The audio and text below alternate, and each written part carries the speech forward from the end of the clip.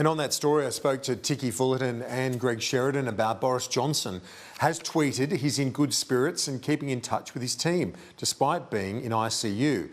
But questions have been raised over Boris Johnson's ability to run the country from his hospital bed. The First Lord of the Treasury, another name for Prime Minister.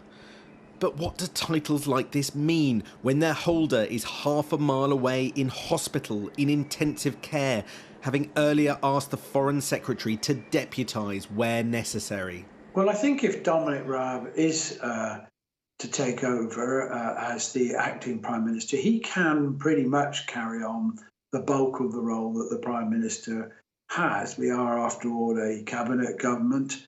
And he is specifically being asked to deputise in the prime ministerial role.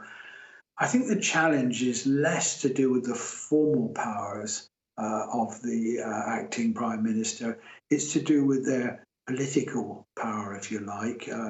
Boris Johnson won a big election victory and carries with him significant political authority that isn't there in the same way for Dominic Raab.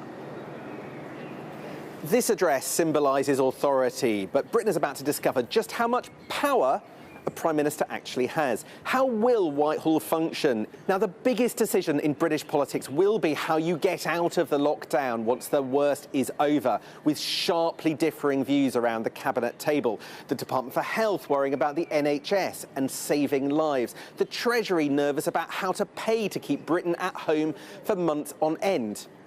Just how satisfactorily will those questions be resolved if Boris Johnson isn't here? Inevitably, it's easier in good times.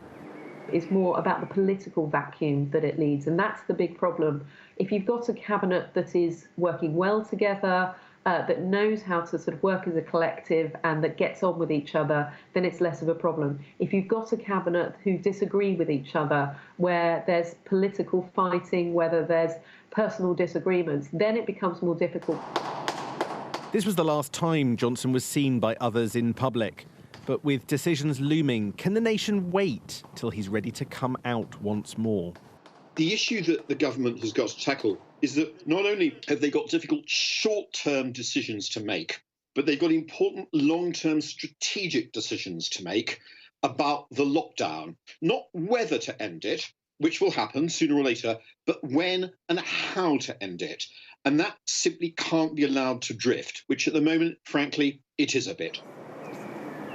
Stark divides, life and death trade-offs, and uncertainty. Who is making them?